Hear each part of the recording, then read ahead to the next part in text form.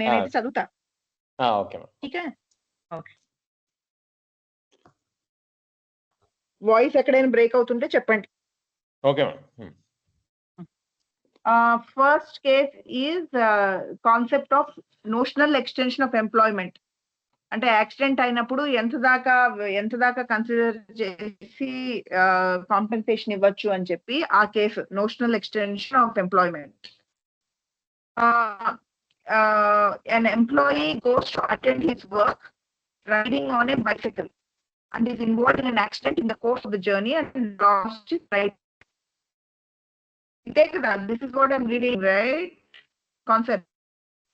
Ma'am, voice కొంచెం break అవుతుంది. Okay. I think because of the 5G connection on there. Okay. You are able to hear me now? Yeah. No?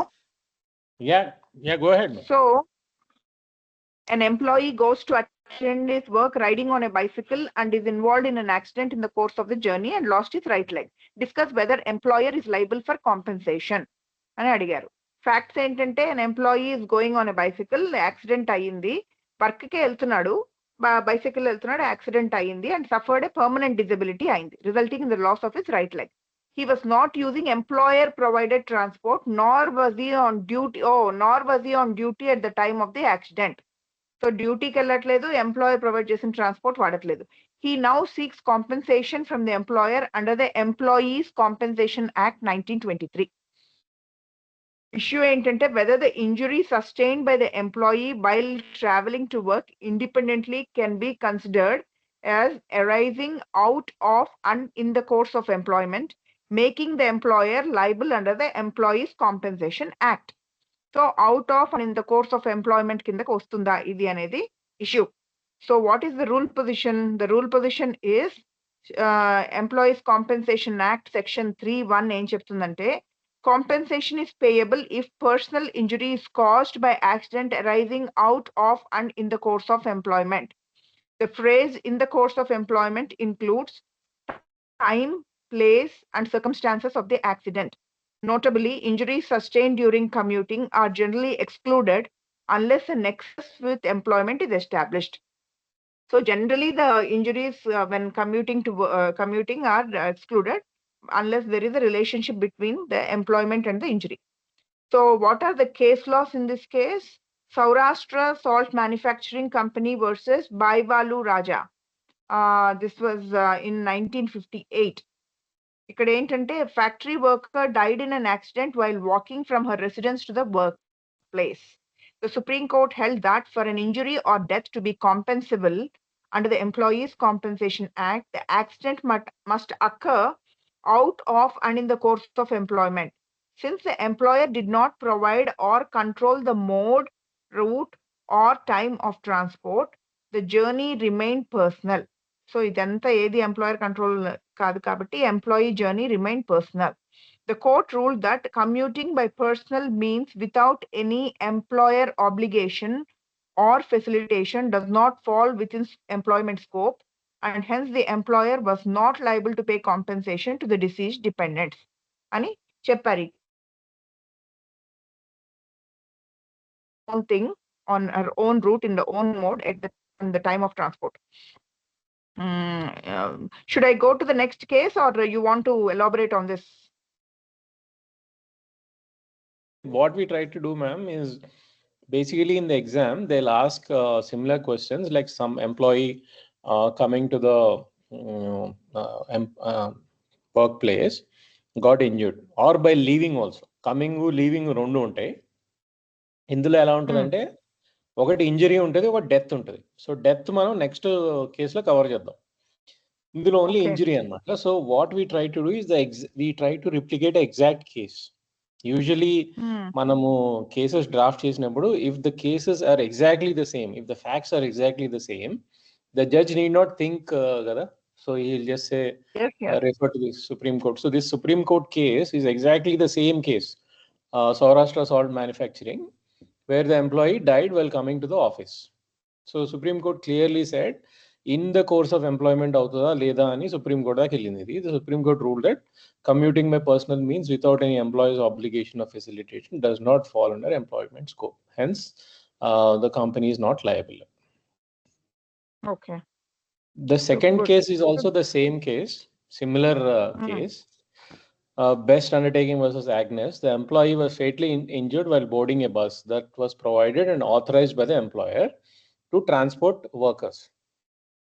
The Supreme Court ruled that when an employee arranges, authorizes, facilitate transport, it can result in a notional extension. So, ఈ కేసులో ఏం చెప్పారంటే since నువ్వు you provided the bus కాబట్టి you are liable. So I put two different cases. One is where you're coming on your own. Second is where you're coming in a office bus. Both are Supreme Court cases. ఇందులో ఏంటంటే notional extension applicable అవుతుంది and the employer is liable to pay. Correct, but where did you say case of death is also dealt ani? Ekkada adi? అది next question madam అది. Next question. Okay. Workman dies in the accident. 1B. అందుకనే 1A 1B అని పెట్టాను. Oh, okay. Got it. So I will quickly read the case. General Manager Best Undertaking versus Agnes. Okay, I'll quickly read for people's because you are recording, right? Yes, ma'am. Yeah. The employee was fatally injured while boarding a bus that was provided and authorized by the employer to transport workers. The Supreme Court ruled that when an employer arranges, authorizes, or facilitates transport, it can result in a notional extension of the workplace. In such cases, even if the employee is not at the physical workplace, any injury sustained during such employer-supported travel would be considered as arising in the course of employment. Thus, the employer was held liable to pay compensation, recognizing a broader duty of care where transport is employer linked. ఇది ఇందాక మీరు explain చేసిందే. So, application in this case, the employee used his own bicycle and was not on duty or under employment. అంటే పైన కేసులో employer during the commute per Saurashtra Salt, unless commuting was part of his contractual duty or employer had a role in the transport, as in Agnes case, the accident does not fall within the scope of employment. So there is no nexus between injury and employment. Adi conclusion. So the employer is not liable for compensation under Employees Compensation Act. He is not liable to pay ani conclude చేశారు. So unless someone has any questions, I will move to 1B because the same situation resulted in death. Any questions or can I move to 1B? Go ahead, ma'am. Go ahead. Yeah. Is the widow of a workman entitled to compensation under the Employees Compensation Act 1923 if the workman dies in an accident while commuting to work? So here the workman is commuting to work and died in an accident. Will the wife or the spouse of that workman entitled to compensation under the Employee Compensation Act or not? Another question. So facts ఏంటంటే workman while commuting from his residence to the workplace met with a fatal accident. So he met with an accident when going to work from his residence and he died. He was not using employer provided transport and was not yet on duty at the time of the accident. So these two things did not happen. It is not employer provided transport. He was not on duty. The widow of the deceased is now claiming compensation from the employer under the Employees Compensation Act 1923. These are the facts of the case. What is the issue? The question is here whether death caused during the employee's commute can be considered to have arisen out of and in the course of employment, thereby entitling the widow to compensation under Section 3(1) of the Employees Compensation Act. So can this death be considered as arising out of and in the course of employment? Rule position. Employees Compensation Act 1923 Section 3(1) ఏం చెప్తుందంటే the compensation is payable when personal injury or death is caused by accident arising out of and in the course of employment. In the course of employment ante refers to the time, place and circumstance of the accident. Arising out of employment, the accident must be linked to the risks of employment. A notional extension may be recognized when travel is employer provided, controlled or required. So these are the three clear indicators that are given in Section 3(1) of the Employee Compensation Act. Unless the case falls within the parameters of these three indicators, it might not be relevant. So ఇక్కడ relevant కేసులో ఏంటంటే మళ్ళీ Saurashtra salt manufacturing versus బాయ్వాలు రాజా చెప్పారు. I'm not going to read that because ఇందాకే చదివాం అది. తర్వాత సేమే ఉంది మొత్తం. General Yeah, manager both, best undertaking versus అగ్నెస్. Yeah both go cases ahead. are same, madam. Yeah. So basically, whether it is a death or injury, anything, permanent disability, temporary disability, or anything, it should fall within the parameters of these three criteria in the course of employment. అంటే ఆ employment time, place, circumstances employment కి relate అయి ఉండాలి. Arising out of employment must be link directly to employment. Notional extension ఏమో employer provided and control transport అది ఆ travel ఉంటే గానీ అది నోషనల్ ఎక్స్టెన్షన్ కిందకి క్వాలిఫై అవ్వదు. ఈ 3 ఫుల్ఫిల్ చేస్తేనే దే కెన్ క్లెయిమ్ కాంపెన్సేషన్. ఇది summary. Ma'am, these are one of the things is Hmm. yeah, sorry Pavan garu చెప్పండి. సరే నాకు కొంచెం వేణు గారు డౌట్ వస్తుంది. సరే Nirmal madam, Venu madam, probably we need to refer actually latest ఏమన్నా ఉన్నాయనేసి. నోషనల్ ఎక్స్టెన్షన్ అంటే employer most of the times generally they may not provide the transportation. ఆ కేసులో కాదనేసి అనకూడదు, but clearly mention the case laws, but I'm getting doubt. Okay. Irrespective of whether employer providing the transportation or not, he prove that he is actually traveling for the purpose of the company or for the purpose of the job, definitely should get the compensation. So probably need to re-verify. Probably I can check actually, but definitely ఎందుకంటే ప్రతి ఎంప్లాయీకి commutation, transportation individual provide చేస్తారంటే చాలా చాలా తక్కువ ఉంటుంది. Maybe just 5% of workers కూడా they may not get the transportation by the employer. వాళ్ళకి అప్లికేబుల్ కాదు అంటే కరెక్ట్ కాదనిపిస్తుంది. But yeah probably I will get back. So latest case laws ఏమైనా ఉన్నాయా అన్నది చూడాలి. ఇవన్నీ ఏంటంటే 1968 అట్లాంటివి ఉన్నాయి, 64, 68. Probably that should be the revised by the Supreme Court. That is what I am thinking, but probably need అంటే to check on that. Is the rule position revised అనేది చూసుకోవాలేమో. కేస్ లాస్ వేరే ఉంటాయి, but is the rule position revised other than these 3 categories అని. Correct. ఎందుకంటే common గా ఆలోచిస్తుంటే అది wrong అనిపిస్తుంది. బేసికల్గా నేను ఏదో జాబ్ కని వెళ్తున్నాను, నా ఓన్ వెహికల్ వెళ్తున్నాను, నువ్వు ఎలిజిబుల్ కాదంటే అది రాంగ్ లాగా ఉంది. But I can prove. They can ask the question like whether really I am going for the job or not is okay. That is questionable గానే. అంటే ఇప్పుడు because I work with BOs, unorganised sector BOCW workers, I can tell this much that వాడు అతను ఏదైనా work కి వెళ్ళేటప్పుడు ఏమైనా అయితే ద లేబర్ కార్డ్ లో ఏమీ క్లెయిమ్ చేయడానికి లేదు. But if the accident happens during the course of employment, అంటే వర్క్ సైట్ కి వెళ్ళి ఆ స్కాఫోల్డింగ్ నుంచి కింద పడ్డా, లేకపోతే ఇంకోటి ఏదో తగిలినా, అక్కడ ఏదైనా రాడ్ గుచ్చుకున్నా, దెన్ హీ కెన్ క్లెయిమ్. అది commute to work. ఈ సెకండ్ మీరు ఫస్ట్ I'm కేసులో what I'm saying is the worker commuting to work. నేను బిల్డింగ్ లో పని చేయడానికే వెళ్తున్నా, ఇవాళ నాకు అక్కడ స్కాఫోల్డింగ్ వర్క్ ఉంది, నేను నా ఇంటి నుంచి అక్కడికి వెళ్తున్నా, దారిలో నా స్కూటర్ నుంచి కింద పడ్డా, బస్సు ఏదో గుద్దేసింది, చనిపోయాను, తగిలిందో ఏదో అయింది, the employer is not liable to pay anything to me, at least as far as the BOCW Act. అనుకుంటున్నాను.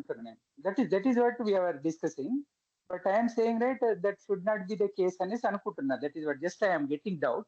Probably need to check that one. So as per the now whatever we read, what you are saying is the right, but I am thinking that should not be the right అనుకున్నాను, but I need to cross check on that. No, I agree. Ma'am, we can put the question in other way, because if a person is working in one site, he's moving to the factory site, for example unit 2 or unit 1, traveling from unit 1 to unit 2 on his own vehicle.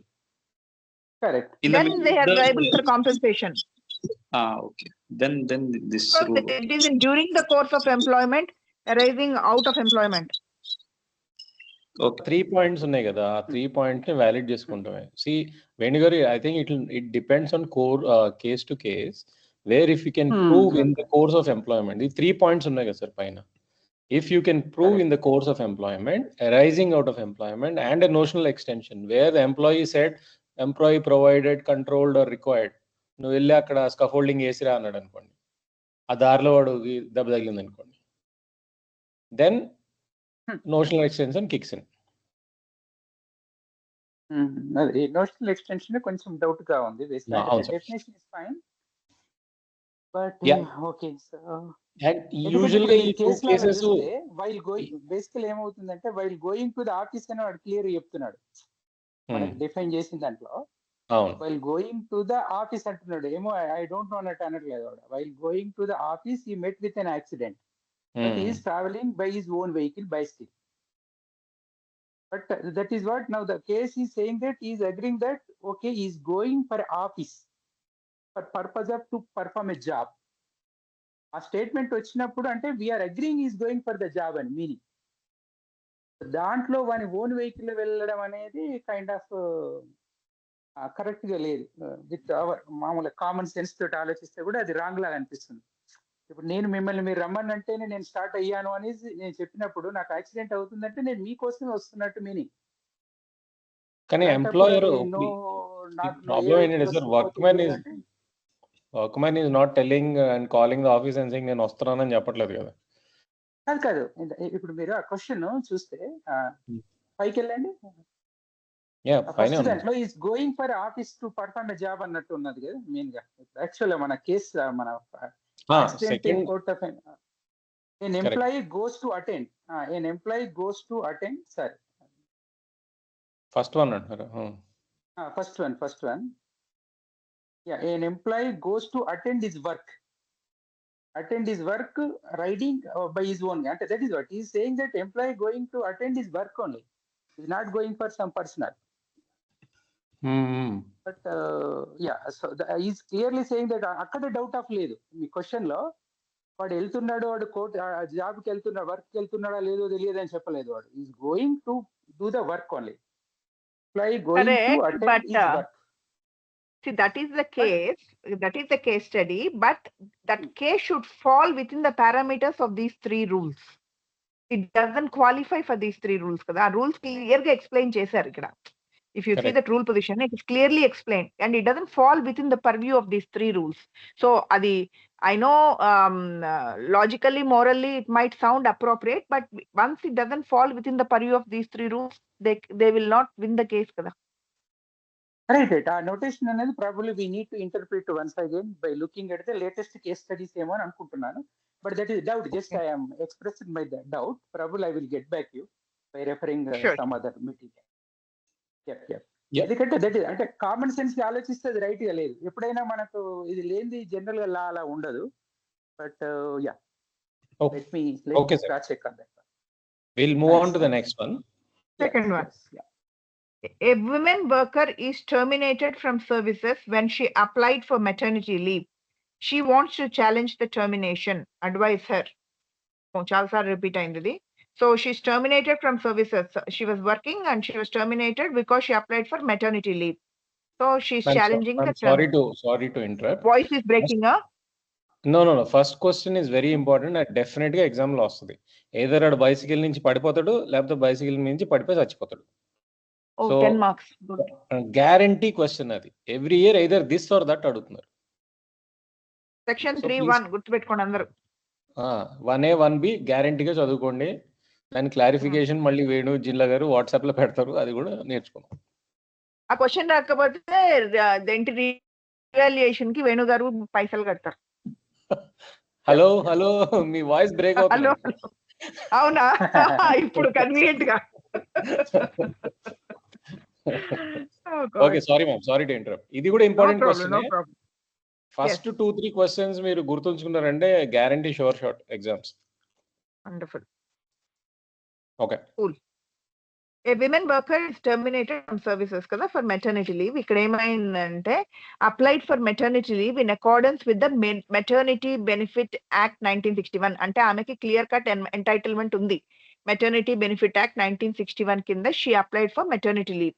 Shortly after her application, she was terminated by the employer. No maternity benefits were disbursed and she was not allowed to resume work. She now seeks legal recourse against the termination. Idi. So issue enti, whether terminating the women employee during her pregnancy or after applying for maternity leave is legal, and whether she has a remedy under Indian labor laws and constitutional protections. So ఆమెను అలా terminate చేయొచ్చా, maternity benefit act కింద ఆవిడికి entitlement ఉందా లేదా, ఇవన్నీ చూడాలి. So rule position ఏమంటుంది, మెటర్నిటీ బెనిఫిట్ అమెండ్మెంట్ యాక్ట్ 2017 ఏమంటుందంటే section 5(3) entitles a woman to 26 weeks of paid maternity leave for the first 2 children. Section 5(3). Section 5(4), if she has 2 or more surviving children, she is entitled to 12 weeks maternity leave. So she can avail this maternity leave. Section 11(a), establishments with 50 employees or more must provide creche facility with 4 daily visits allowed. Section 12, termination or discharge of women during or due to maternity leave is void and illegal. It is very clearly stipulated in Maternity Benefit Amendment Act 2017. Relevant constitutional provisions. Article 14, Article 15, Article 21. Right to equality. 15 is prohibits discrimination on grounds of sex, including pregnancy-related actions. 21 ensures protection of life and personal liberty. So there are 3 constitutional provisions and 4 provisions in the Maternity Benefit Act 2017, Amendment Act. So this is the case. So she has a clear entitlement. Relevant case laws ఏంటంటే Shah versus Presiding Officer, Labor Court, Coimbatore. This is in 1978. In this case, a women worker received maternity leave, but her employer calculated benefits excluding Sundays, treating them as unpaid rest days. The Supreme Court ruled that maternity benefits must be calculated for all 7 days of the week, including Sundays, ensuring full compensation for the maternity period. The court emphasized the need for a broad welfare-oriented interpretation of labor laws. So the court interpreted in favor of the employee in this case, where the maternity benefits were calculated excluding Sundays, considering them as unpaid rest days. But the court said nothing doing, calculate even for that period. This is Shah versus Presiding Officer, Labor Court. Second case is Municipal Corporation of Delhi versus Female Workers, muster roll. ఇది ఇంతకు ముందు కూడా చదివాం చాలాసార్లు. This was in 2000. In this case, a group of female casual daily wage workers employed by the municipal corporation were denied maternity benefits on the ground that they were not regular employees. The matter was brought before the Supreme Court, which held that maternity benefit is universal and fundamental right under Article 21, encompassing health and dignity, and cannot be denied based on employment status. So, no casual, daily, outsourced, contract, doesn't matter. It is a fundamental right and it's a universal entitlement. The court found the denial discriminatory under Article 14 and 15, ruling that even daily wage workers are entitled to maternity leave and wages. The judgment affirmed gender equality and expanded the scope of social welfare protections. So these are the 2 case studies, very important. So Venu garu, you want to elaborate? Oh, sorry. Venu No. ఏ వేణు గారు చెప్పండి Nirmala madam. అయ్యో వేణు మాధవ్ ఎవరు ఇద్దరున్నారు ఇక్కడ. ఓ sorry, Venu జిల్లా గారు ఉన్నారా? Okay okay okay sorry, నేను వినలేదు, వేరే ఒకటి మెసేజ్ వస్తే చూస్తున్నాను. Sorry sir. Okay, no problem. I meant Venu Madhav. Okay madam, okay okay. So this is a very standard case. ఈ మస్టర్ రోల్ అనేది మీరు గుర్తుంచుకోవాలి. Because even when you are arguing in the courts also, if you say muster roll case prakaram ante judge ki ardham ayipotundi. So that is a landmark case where people who were on muster rolls were not given the same benefits as people who were actually on the payrolls of the Municipal Corporation of Delhi. So the female workers, daily wage workers, all court kelli the court said this is violation of Article 21. మీరు ఏ benefits regular employees ki istaro, avi all those benefits apply to the daily wage workers also. Hence maternity benefits kuda vallaki ivvali అని చెప్పారు. This is a landmark case. The other one is a old case which is basically a 1978 case. ఆ case లో కూడా they have said that the woman worker received maternity leave but her employee calculated excluding Sundays. ఇవన్నీ కొంచెం he tried to be smart. Sundays తీసేసి maternity benefits ఇన్ని రోజులు అన్ని రోజులు అన్నాడు. But the court rule that maternity benefits must be calculated for all 7 days including Sundays ensuring full compensation అనమాట. So 78 was a little older case where they said that you cannot cheat on that. 8 weeks అంటే 8 weeks ఇవ్వాల్సిందే అన్నట్టు పెట్టారు. 26 weeks. And then the second one is a landmark case. The first one also, Miru, when they're doing this argument, they also always say Saurashtra salt case. Saurashtra salt case ante basic. And then there is a Agnes case. So that's how they talk. Okay. Saurashtra salt case and Agnes. Okay, so they abbreviate it that way. Okay, good. Abbreviate. So the judge also understands. ఎందుకంటే చాలా మంది coat చేస్తూ ఉంటారు కదా. It's a landmark case. Yes, ma'am. So ఇప్పుడు మనకున్న ఈ case స్టడీలో ఏంటంటే they terminated our services when she applied maternity leave. ఈ కేసెస్ కోట్ చేస్తూ I think the application part should be like this: the employers act of terminating the women after her maternity leave application directly violates section 12 of the Maternity Benefit Act. Section 12 ఏం చెప్పింది? Termination or discharge of a woman during her or due to maternity leave is void and illegal అని చెప్పింది కదా. It is violating section 12 of the Maternity Benefit Act, which absolutely bars such dismissal. The facts are nearly identical to those in Shah where the termination was declared void. Even if the worker was on a contract or daily wage, municipal corporation protects her right to maternity benefits under the Constitution. Hence, this is a clear case of illegal termination based on pregnancy amounting to statutory and constitutional violation. So the woman has a strong legal ground to challenge the termination. She should file a complaint under the Maternity Benefit Act before the Labour Court or appropriate authority. Alternatively, file a writ petition under Article 226 of the Constitution seeking reinstatement, maternity benefits and compensation. The termination is void ab initio and she is entitled to full relief during continuity of service and back wages. Okay. Yeah. So, should I go ahead and read the third? Yeah, please, ma'am. Go ahead. Yeah. You're bar read just now. Thanks. An employee agreed to work for less than statutory minimum wage with his employer, but sooner than later, the worker sued for minimum wages payable to him. Decide. So, ఒకడు first agree చేశాడు minimum wage కంటే తక్కువ work చేయడానికి, but later he realize that this is wrong అని sue చేశాడు minimum wages కావాలి అని. So, what are the facts? An employee agreed with the employer, agreement అయింది, to work for wages less than the statutory minimum wage as required by law. Eventually, the employee filed a claim for wages that he was entitled to under minimum wage law. The employer argued that the employee had lawfully agreed to work at a lesser wage via a mutual agreement and therefore could not lawfully claim any remaining payment for minimum wages. అని employer argue చేశాడు. వీడు ముందే ఒప్పుకొని వచ్చాడు కాబట్టి వీడు మళ్ళీ అడగడానికి లేదు అని. What is the issue here? Is the agreement voluntarily entered into between the employer and employee to receive wages less than the minimum wage a valid and binding agreement, and can the employee afterwards claim the difference as required by law? Actually, law of contract తీసుకుంటే any agreement that violates the existing law of the land is void actually. But anyway, let us see. I might be wrong also. So that's right. ఇది okay. Definitely. So Invalid issue contract. ఏంటంటే వాలంటరీగా వచ్చాడు, వాలంటరీగా తక్కువ పనిచేశాడు.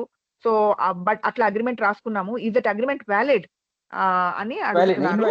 What is the rule? Yeah.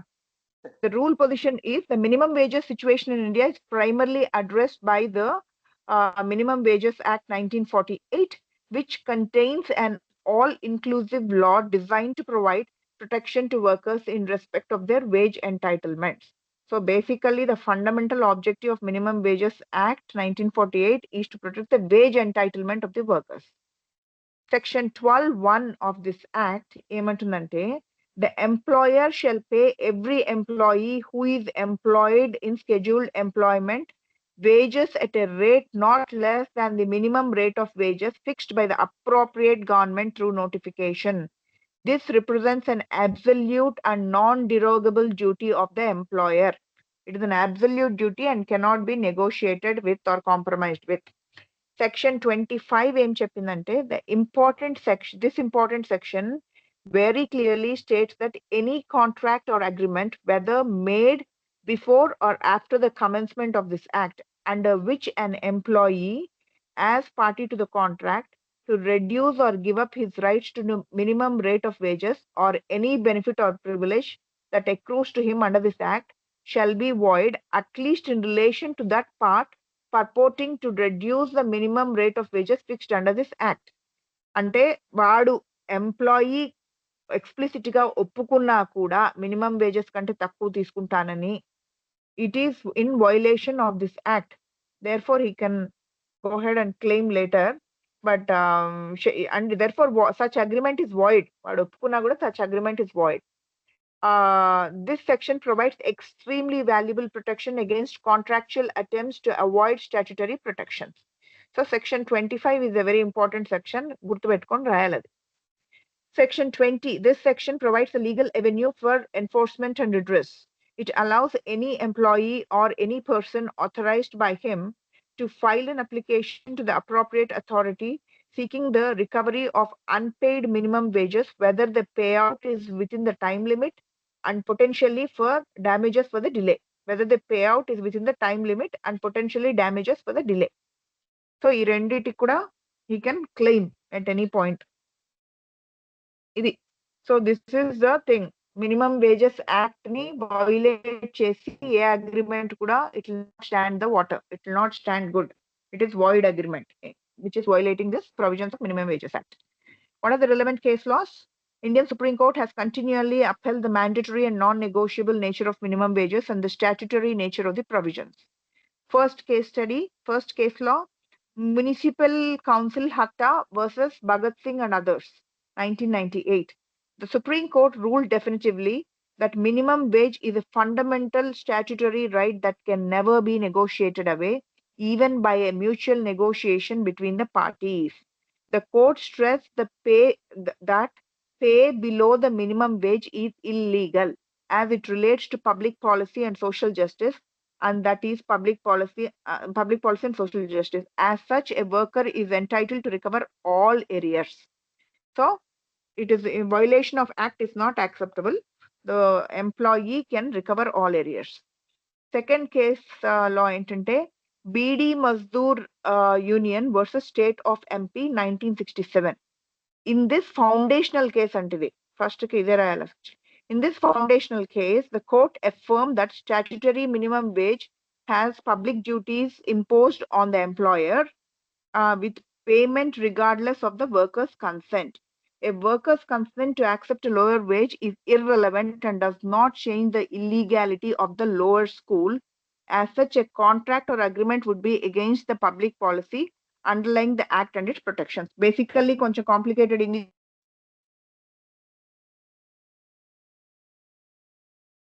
agrees Hello? or implicitly agrees, it doesn't matter. Hello? Yeah, go ahead. My voice is breaking? No, go ahead. Is Go it ahead. breaking? It was. So any violation of the Minimum Wages Act and its provisions that are denying wage and appropriate wage entitlements to the worker is illegal. No agreement will stand water compared violating this act. అది ఈ రెండు కేసులో అది చెప్పారు. You want to add any Venu Madhav garu? Hello? Are you guys still there? Yeah, we are here, ma'am. There are 11 people here. So, basically, I think good enough, ma'am. I think both the cases, it has underlined that no matter what agreements your labor rights with the company cannot forfeit the minimum wages. అంతకంటే తక్కువ ఇవ్వడానికి లేదు. That is against the law. Both the acts are telling that. And these are the first landmark cases where they said that the BD Mazdoor Union case is the first case, I think, where the Supreme Court said you cannot give below minimum wages in 1967. This is a very old case. And also, I think in 1998 case, they said that minimum wage is a fundamental statutory right and good. It's a fundamental statutory right. And chapadam is a big thing because it means that it is like a fundamental right to a person, right? It is actually minimum wage anedi. It is also mentioned indirectly in Article 21 of the Constitution, right to life. Yeah. So that's where it is, ma'am. Go ahead, ma'am. Application, I think. Yeah. So but anyway, one thumb rule is any contract that violates the law of the land, any existing statute or act or something is illegal only, void only, because it It's has void, to be not in sync void. with the law. It's a void contract. Void. Yeah. Yeah. Application. In the present case, the employee agreed to a wage less than the statutory minimum. The agreement is of no legal force or effect as it is void from the very beginning.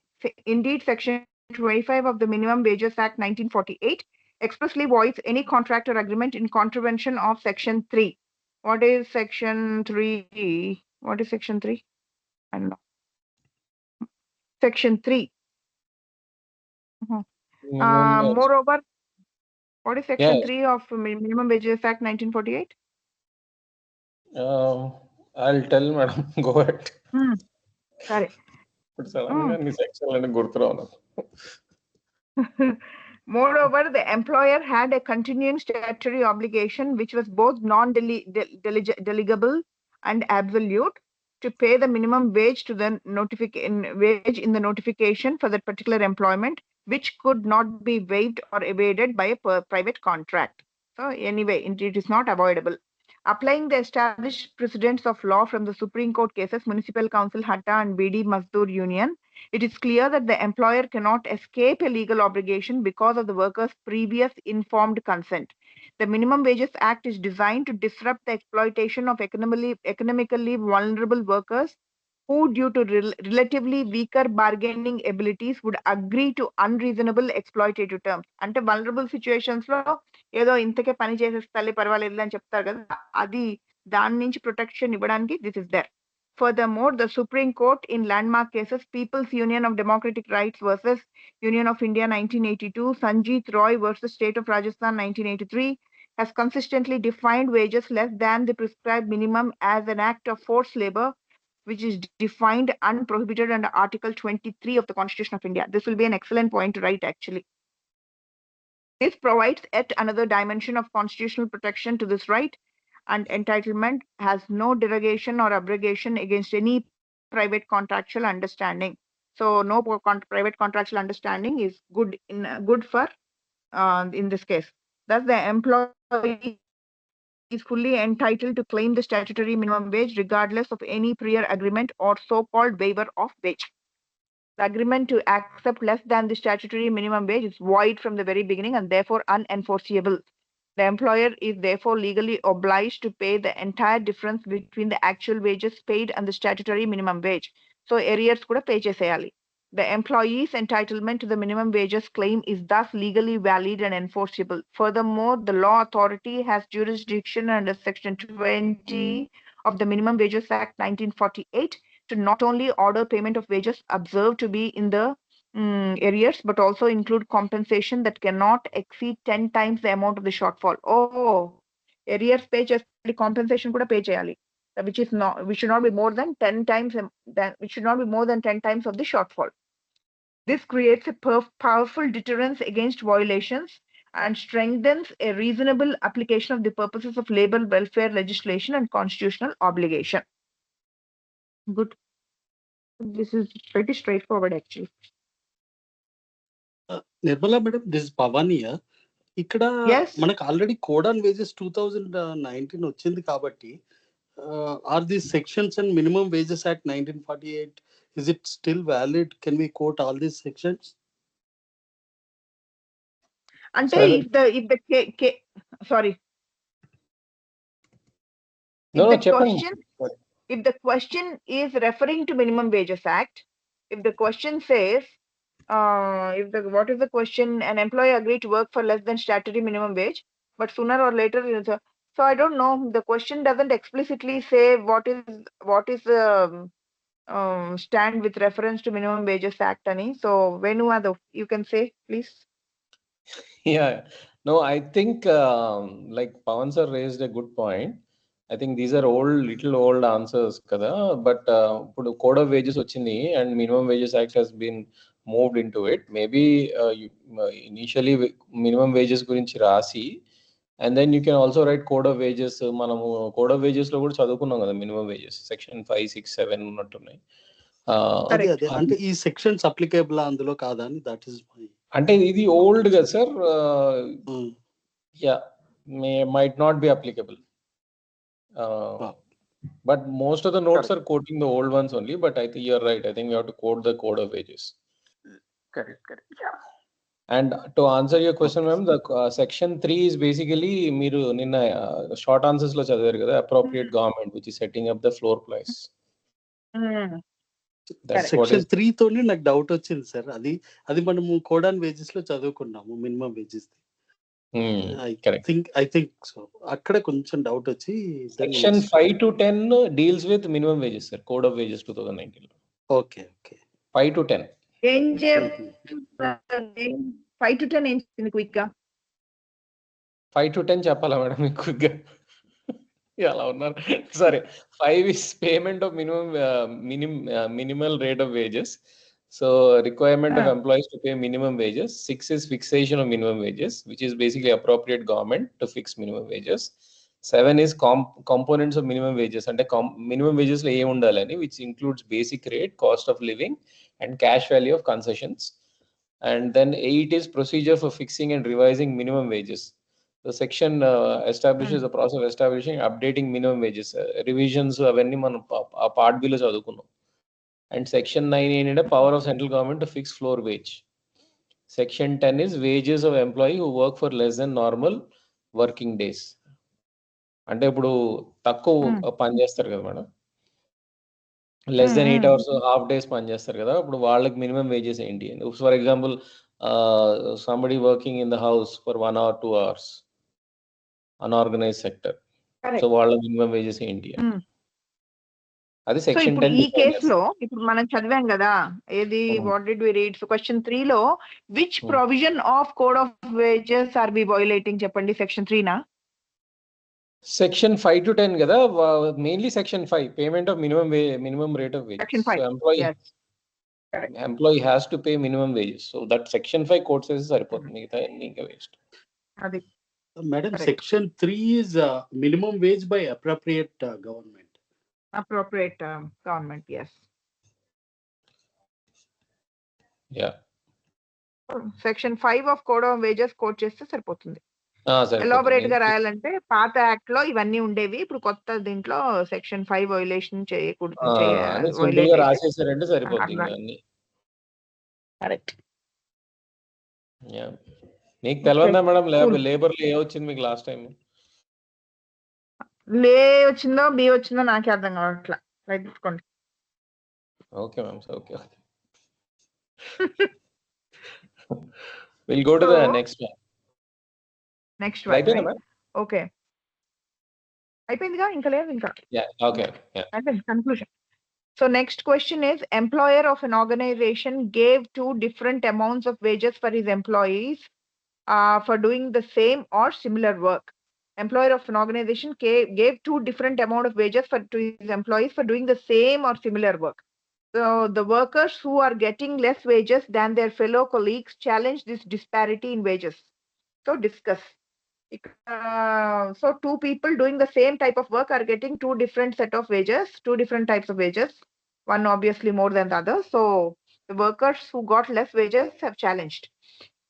Facts ఏంటంటే, workers performing the same or substantially similar work are being paid unequal wages. A group of employees who are receiving lower wages have challenged this disparity, claiming unfair treatment and violation of the principle of equal pay for equal work. So దీని మీద challenge చేశారు, unfair treatment and it is violating the principle of equal pay for equal work. Issue ఏంటంటే, whether the payment of unequal wages for the same or similar work violates statutory or constitutional provisions, or whether the aggrieved workers are entitled to claim parity in wages. So same work ఉన్నప్పుడు will it violate any constitutional provisions and parity కి claim చేయొచ్చా? What is the rule position? దీంట్లో equal remuneration act 1976 ఉంది. Equal Remuneration Act 1976 section 4(1). No employer shall pay unequal remuneration to men and women for the same work or work of a similar nature. Though originally gender focused, its principles have been applied more broadly by courts in cases involving. So, though originally gender focused, its principles have been applied more broadly by courts in cases involving general wage discrimination, not gender wage, general wage discrimination. So, this is the Equal Remuneration Act. It doesn't allow for unequal remuneration to men and women of the same work. Constitutional provisions వచ్చి Article 14 ensures equality before law and prohibits arbitrary discrimination.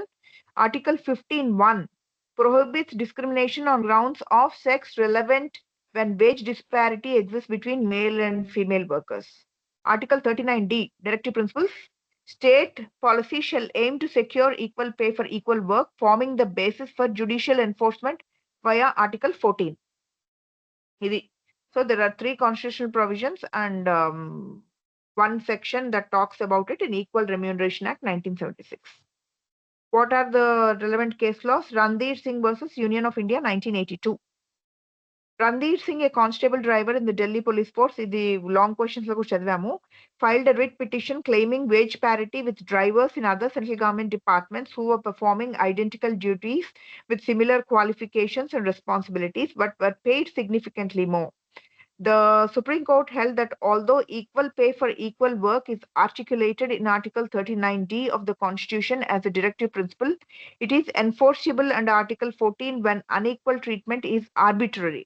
అంటే ఏమి rhyme and rhythm లేకోకుండా reason లేకోకుండా ఊరికే unequal treatment చేస్తే this will be enforceable. The court ruled that public sector employers must ensure wage parity where duties and qualifications are substantially equal and rejected the state's claim that budgetary or administrative reasons justify disparity.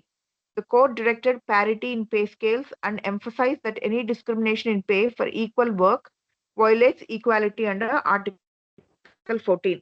So the government cannot come back and say మా దగ్గర డబ్బులు లేవు budgets లేవు అని చెప్పడానికి లేదు.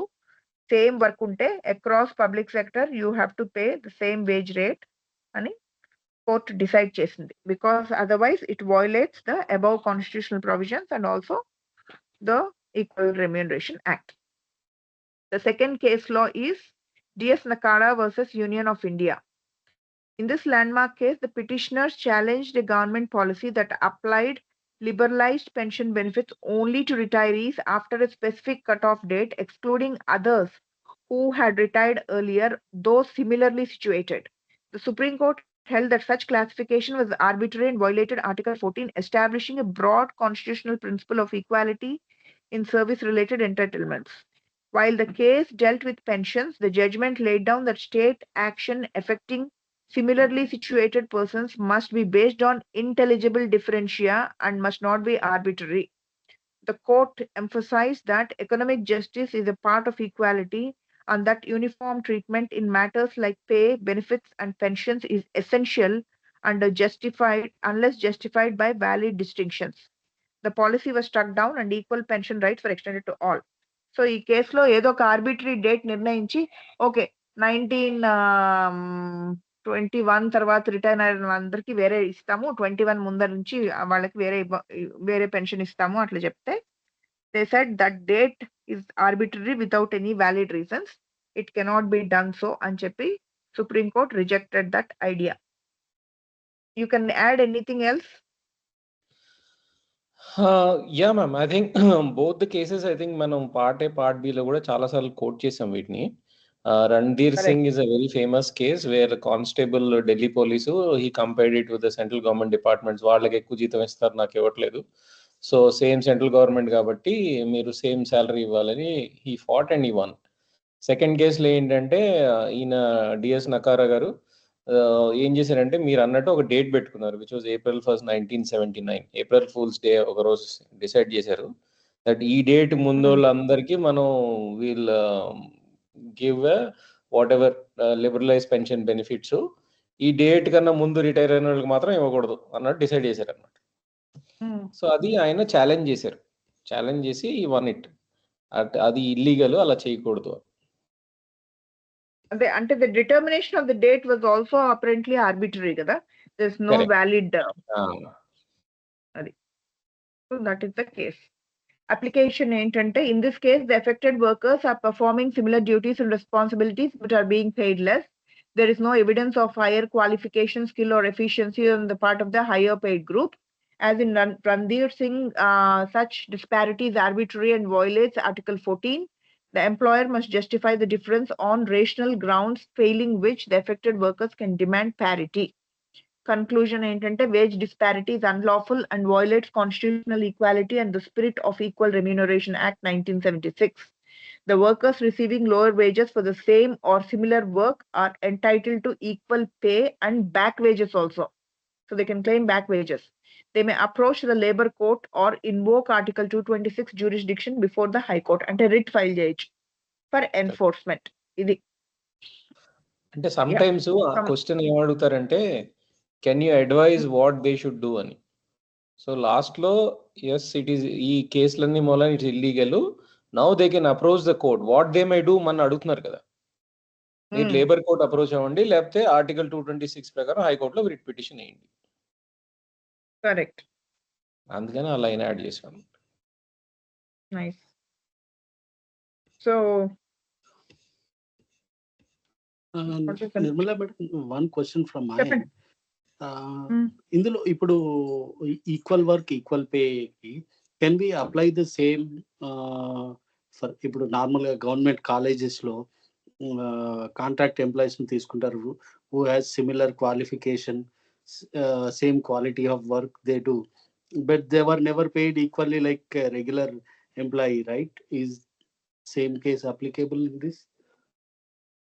Actually, that is an interesting question, because if the agreement between the contractual employee and the college is different, it still would violate the Equal Remuneration Act of 1976 kada. So ఏదన్నా duties లో functions and duties లో ఏదన్నా తేడా ఉంటుందేమో, అంటే subtle difference also, they will keep some difference, so they don't approach the court of law agreement.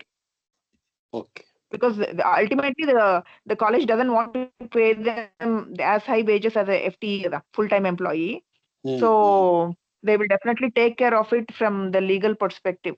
At least that's what I have seen in government establishments. They outsource contract workers ki. They pay different pay scale, and this is how they justify. వీళ్ళకి ఇవన్నీ బాధ్యతలు ఉంటాయి, మీకు ఇవి లేవు కదా, అట్లా ఏదో కొన్ని subtle things.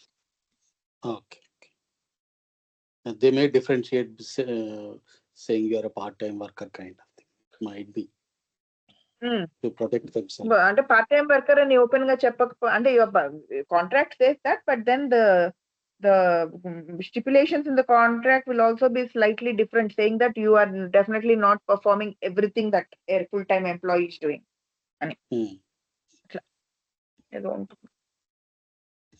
So someone can start reading from 5th, then I will continue a little later. Yeah, okay, ma'am. I can read. So question 5, woman worker is terminated from services for refusal to do the night shift in a factory. Advise her relevant laws. So we have to advise her that night shift cheyanduku avani terminate chesaru. Those are the facts. What does night shift mean is clearly between 7 p.m. to 6 a.m. ee time lo nenu work cheyanu cheppasaru avade. So how do we advise her, and what are the relevant laws? No government exemption was shown to permit such night work for women. Is the termination of women worker for refusing the work night shift legal under Factories Act or the Industrial Relationship Code 2020? So manaki in this syllabus Factories Act is applicable, but IRC 2020 is from Labor Notes 1. మన last semester చదువుకుంది అనమాట ఇది.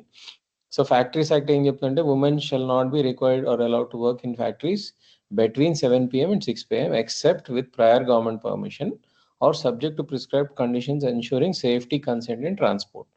Second thing ఏంటంటే, industrial relationship IRC 2020లో section 2 that retrenchment means termination of a worker for a reason other than punishment but excludes voluntary retirements, contrary, expiry, superannuation and ill health. So retrenchment means termination. So termination చేశారు కదా. So what are the termination benefits? How are they are doing it? This is the second part. Section 84 ఏంటంటే prohibition of unfair labor practices.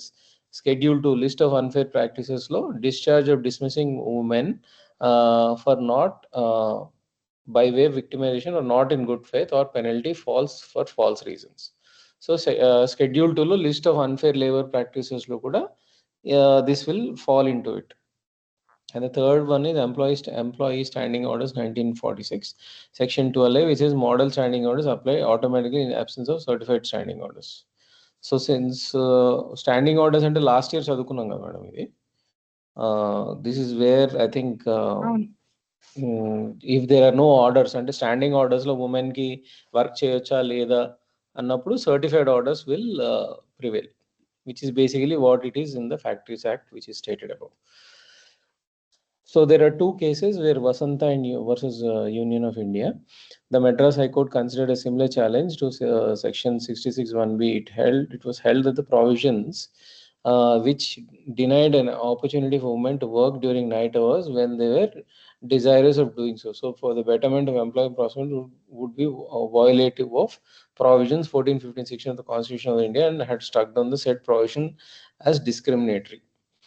So there is a case. There is a case where the woman actually said, "How can you discriminate us? That who said we cannot work?" So and also it said that it has violated the provisions of Article 14, 15, and 16. So and it says subject to prescribed conditions, consent, and transport. Transport undali valke. So is in this case, I think the Madras High Court. This is a not completely related case, but somewhat a case where the women are saying that yes, we want to work in the night, but in this case they have a consent. And the other case is Leela versus State of Kerala and others. This was a significant case concerning the 66(1)(b). 66(1)(b) is nothing but the Factories Act, where women shall not be allowed to work in the factory between 7 p.m. to 6 p.m. So which restricts women from working night shift in factories. The petitioner challenged the provision, arguing that it violates 14, 15, 16. This is also a similar case where the challenge that it violates the Constitution by discriminating. The Kerala High Court ruled that 66 was a protective provision rather than discriminatory, emphasizing that it was indeed to safeguard women from hazardous working conditions at night. Okay, the court upheld the validity of the section, stating that it does not deny equality of opportunity, but rather ensured workplace safety. So application of these two cases and the rules apply illegality of night shift requirements. The employee directive violates the section 66(1)(b) of the Factories Act unless supported by a government exemption which is not shown. Forcing night shifts might without such exemption is illegal. So that was one. The second one is unfair labor practices. Terminating a worker for refusing unlawful work amounts to victimization and is classified as unfair labor practice under IRC 2020 Schedule 2 and Section 83. And retrenchment misuse. The dismissal does not qualify as valid retrenchment under Section 2Z because refusal to obey unlawful instruction does not constitute misconduct or legitimate grounds for termination. And when you remove somebody, you have to pay some retrenchment amount. So immediate గా తీసేశారు కాబట్టి ఆ retrenchment misuse కూడా అయింది. And the fourth one is standing orders violation. If no certified orders stand, the model standing orders apply, which prohibit arbitrary dismissal without due process. So the due process to dismissal was not followed. So what do we recommend to this lady? We say that the termination is illegal, discriminatory, amount to unfair practices as per these sections, IRC 2020 and the Factories Act. So what advice is file a complaint to the Labour Commissioner citing violations under 66(1)(b) and Section 83. Seek refusal in tribunal, industrial tribunal under IRC Chapter 10. Immediate గా అక్కడ relief ఏం అడుగుతామంటే reinstatement చేయండి, back pages ఇవ్వండి, compensation ఇవ్వండి and penalties to the employer చేయండి as per the IRC code. So this is what we are going to advise her, and on what grounds: coercion into night shift without legal exemption, dismissal for exercising a statutory protection, and no misconduct or retrenchment procedure followed. So these are the grounds under which we are going to fight the case for her. ఈ కేసులో lot of sections to be remembered, right? And ఈ కేసులో ఏంటంటే last year sections కూడా వచ్చేసాయి. అది అదే. Last year అంటున్నారు, last sem, sorry. Last Venu garu, semester section. Sir who is this? Sorry, Harnath Reddy sir. Sir sir sir బాగున్నారా? Good evening all. చెప్పండి sir. Here in this case, I think the question arises by refusing to work in the night shift by the worker, isn't it? అవును sir, అవును.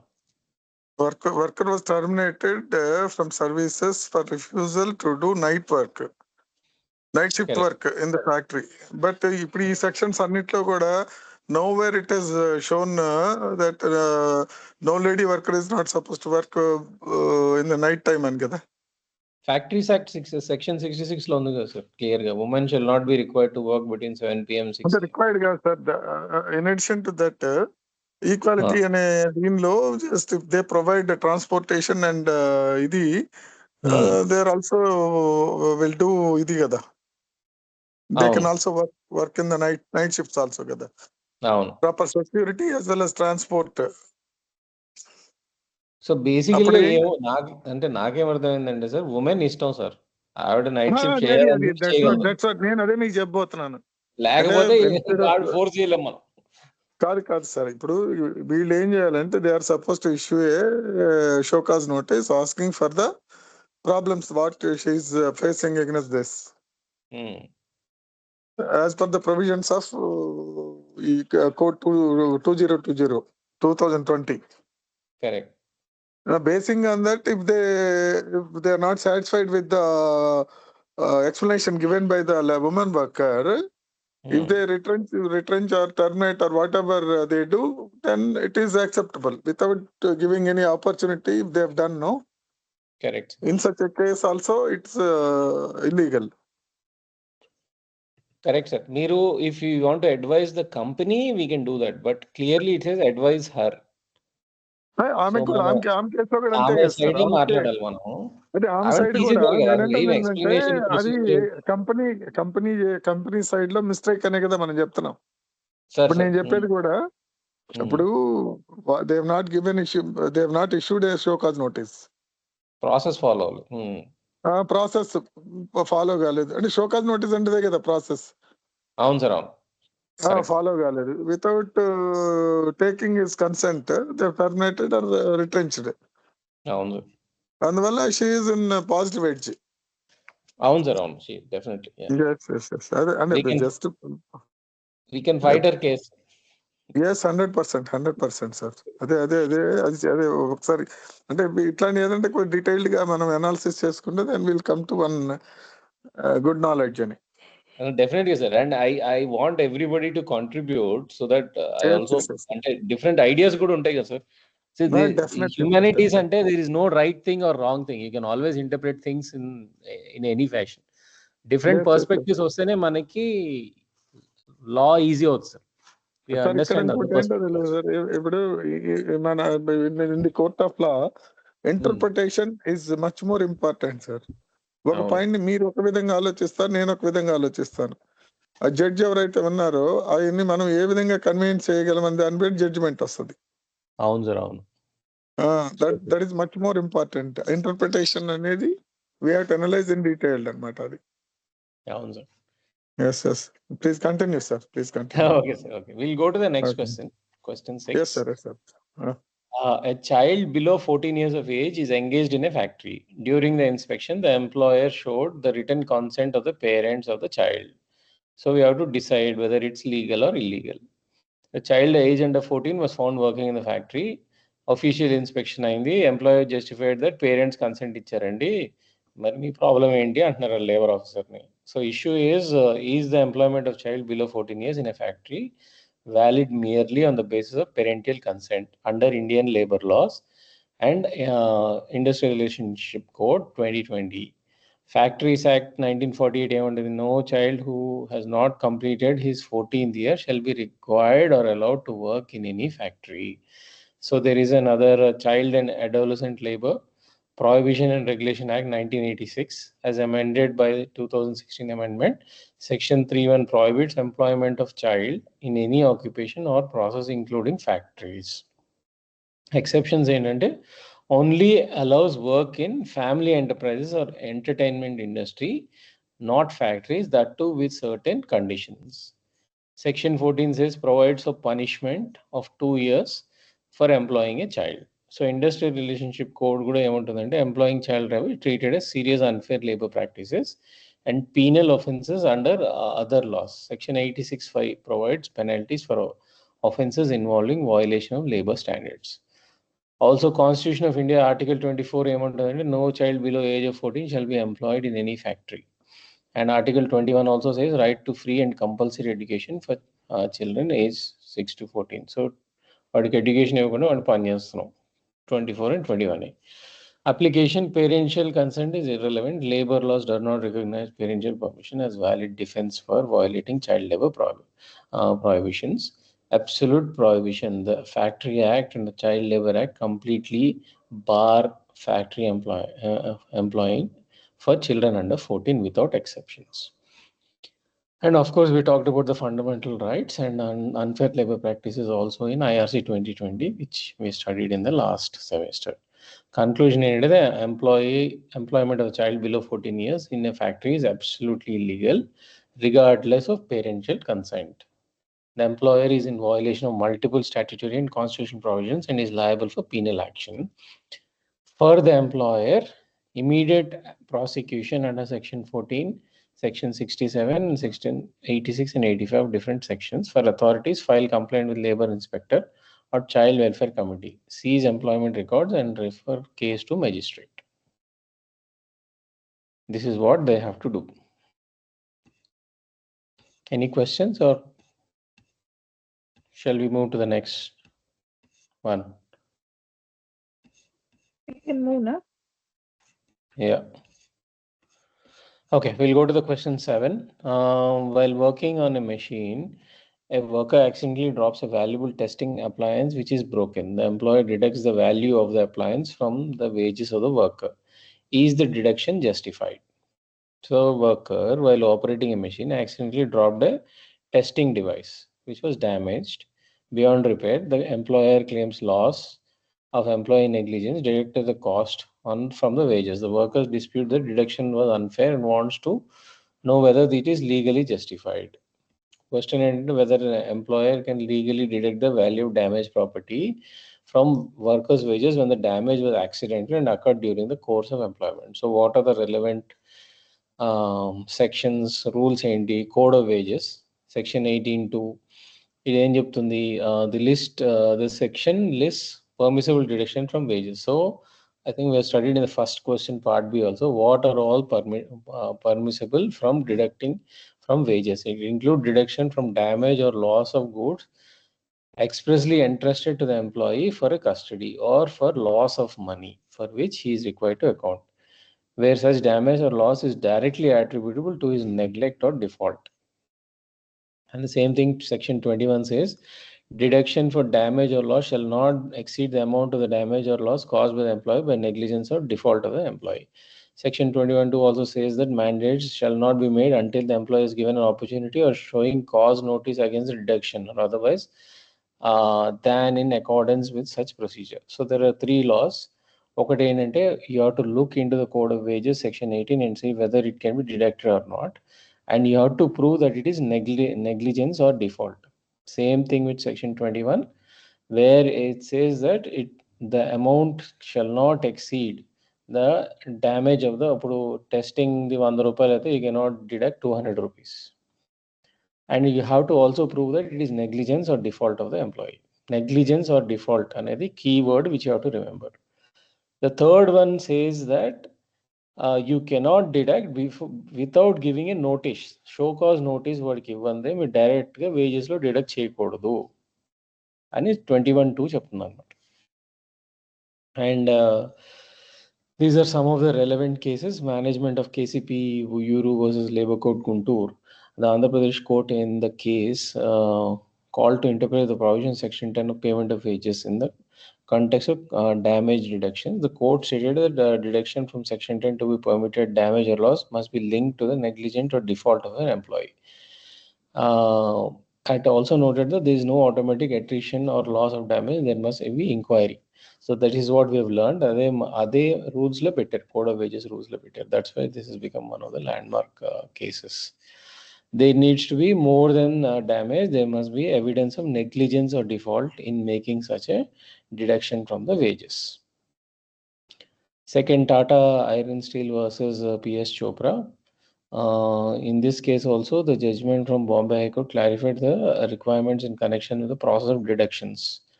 So what you can deduct is the employer cannot deduct damage loss to company proprietary from any employee wages unless there is a proof following proper inquiry, and the damage was done to the employer's neglect or default, and the employee must be given a reasonable opportunity to explain the circumstances. The case reiterated the procedural safeguards and the burden of proof with regards to the fault. So, looking at these cases and the rules, so application ఏంటంటే you have to prove neglect or default. I think proving neglect or default ఒక 10 times వచ్చింది in all cases or everywhere. So unless the employer can prove that the employee's accidental drop was by neglect or default, just because something is an accident doesn't mean neglect. If an employee exercises the same due care and caution that a reasonable prudent person taken into account the conditions in which the injury occurred, a drop may truly unexpected and unavoidable given that the employee's care, then it cannot be neglect or default. The same piece of law with facts was before both of the courts referred to above, and both cases pointed out that it is enough to simply establish damage. There has to be evidence of neglect or default by the way of finding. Second thing is notice to show cause. So in this case, show cause notice ఇవ్వకుండా వాడిని terminate చేశారు. So ఫైనల్గా ఏంటంటే know the deduction of the terminate చేయలేదు, వేజెస్లోంచి డబ్బులు deduct చేశారు. Final conclusion is no, the deduction of value of appliance from the wages is not justifiable merely because of the act of accidental breakage. You have to prove that he has done it with neglect or default, and a proper show cause notice has to be given. Any questions? ఇక్కడ burden of proof is on the employer కదా? Employer, correct. Neglect or default ఇది గుర్తుంచుకోండి sir, ప్రతి చోట ఇది రాస్తా ఉండండి కేసులో question sir. Okay,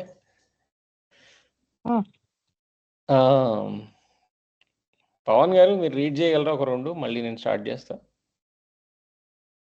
sure sir. Thank you sir, thank you. Hemali is also there, we can ask her also. Start, sir, with Pawan.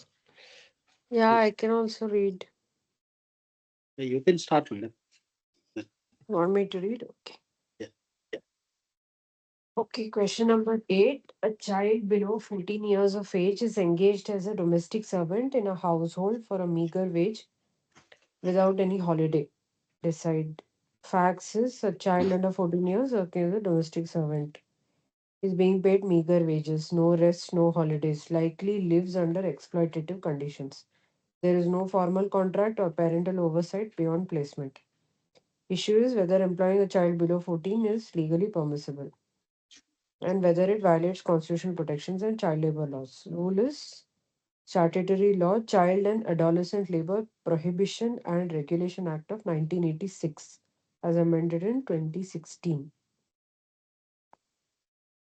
So, Section 3, Clause 1 prohibits employment of children below 14 years in any occupation or process, including domestic work. Schedule Part A lists domestic work as a hazardous occupation. Oh no, this domestic work is a hazardous occupation strictly banned for children.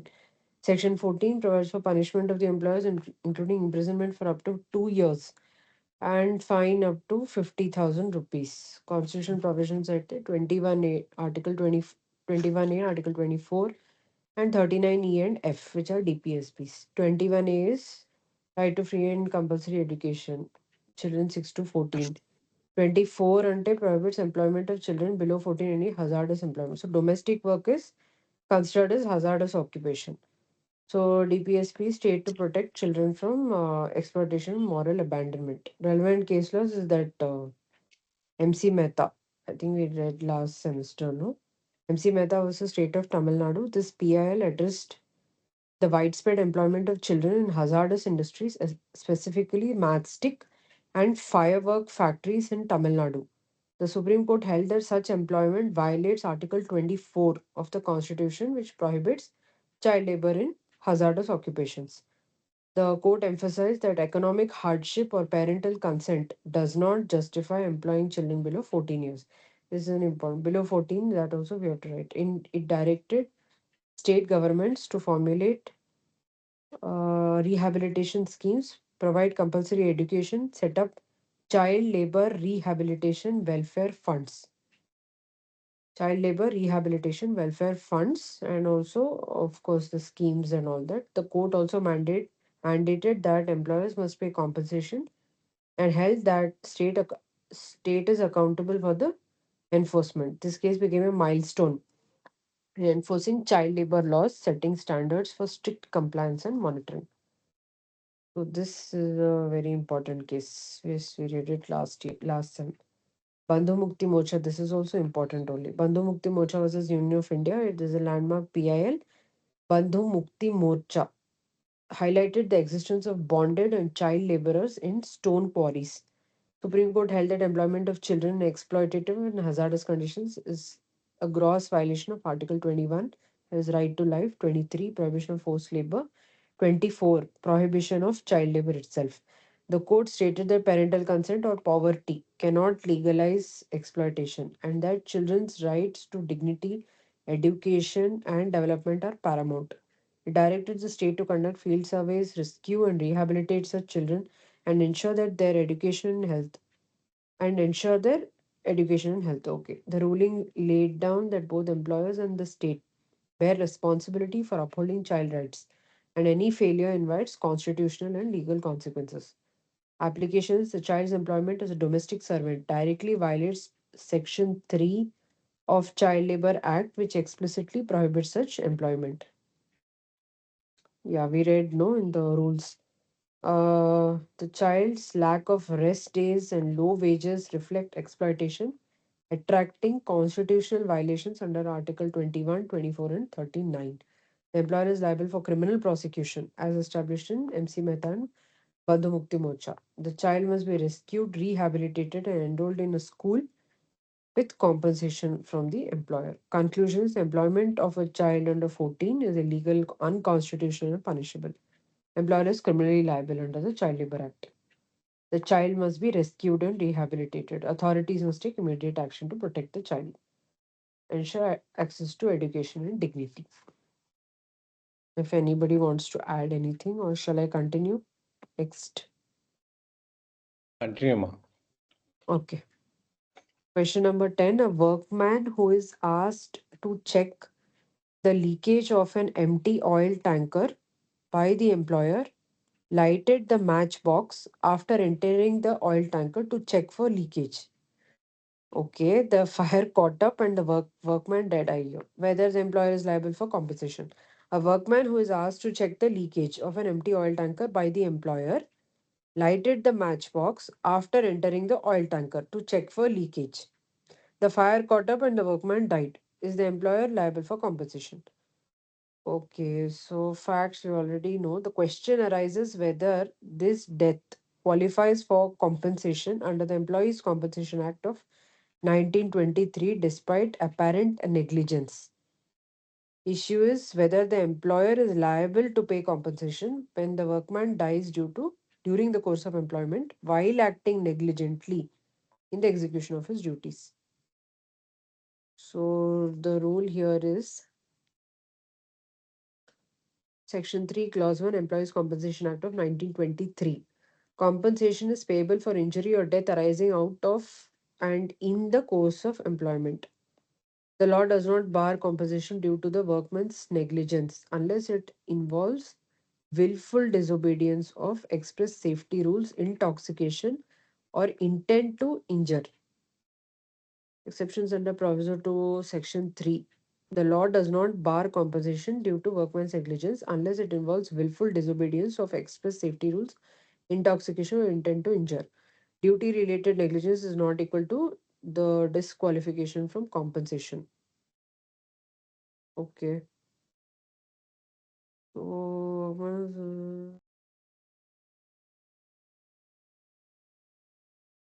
we will read the relevant case laws.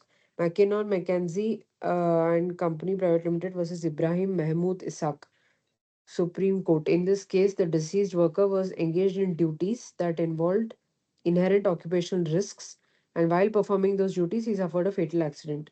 There must be a causal connection between the employment and the accident. If the workman is not engaged in his duty or acting within the scope of employment, the employer is not liable. Employer is not liable. Okay. If he is engaged in his duty. Okay. Rita Devi versus New India Assurance Company Limited. This case involved the murder of a driver during duty hours, and the issue was whether such a death could be classified as an accident under Employees Compensation Act. The Supreme Court held that any injury or death that occurs in the course of employment, even if not caused by machinery or tools, can still be compensable if it is incidentally connected to employment.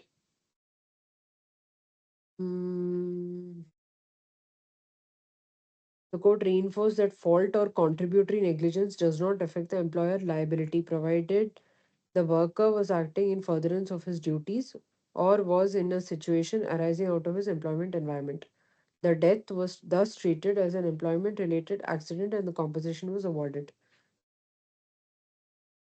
Compensation was awarded. This case broadened the scope of accident and clarified that negligence or manner of death doesn't always negate the liability. Okay, so both sides చెప్తున్నారు కదా. So what is the answer here? The workman was engaged in checking leakage. It was an act clearly within the scope of employment. Although lighting a matchstick was reckless, it was done in connection with his assigned duty. Under McKinnon, McKenzie, and Rita Devi, the extent of liability of the employer has been decided upon. There is no evidence of willful disobedience of a safety instruction, intoxication, or criminal intent. The employer is liable to pay compensation under Section 3. The death arose in the course of employment, and employee's negligence does not invalidate the claim. The legal heirs are entitled to statutory compensation. So here only 3 conditions law, the employer need not pay more. One is disobedience, willful disobedience of safety instructions, intoxication, or And criminal intent to intent. injure. Intent to injure. Okay. Yeah, that's a good way to summarize. Negligence doesn't qualify. Recklessness also doesn't qualify. అంటే వాళ్ళ Recklessness argument or ఏం negligence చేస్తున్నారంటే doesn't qualify. వాడిని match stick వెలిగిమన్నాం కానీ వాడికి బుర్ర లేదా, వాడు ఎందుకు వెలిగించాడు, that was reckless from his point, అందుకనే మేమేమో అంటారు. కోర్ట్ ఆర్గ్యుమెంట్ చెప్తున్నాం. కోర్ట్ ఆర్గ్యుమెంటా కంపెనీ ఆర్గ్యుమెంటా? కంపెనీ ఆర్గ్యుమెంటే, లాయర్ ఆర్గ్యుమెంట్, సారీ కోర్ట్ అనకూడదు.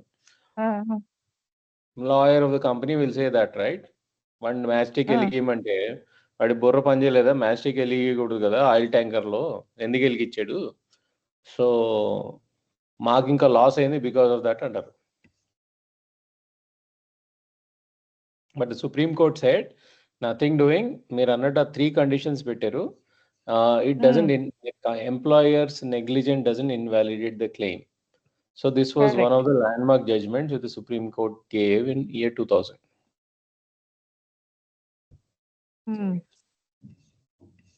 Correct. Actually Employee Compensation Act లో ఈ మూడే ఉన్నాయి. ఏదంటే willful disobedience or intoxication or ఇది థర్డ్ థింగ్ ఉంది కదా, Criminal intent. ఈ మూడే క్వాలిఫై అవుతాయి. సో ఎనీవే వాడు ఎలిగిమనగా ఎలిగించాడు, సో ఒబీడియన్స్ ఉంది వాడికి.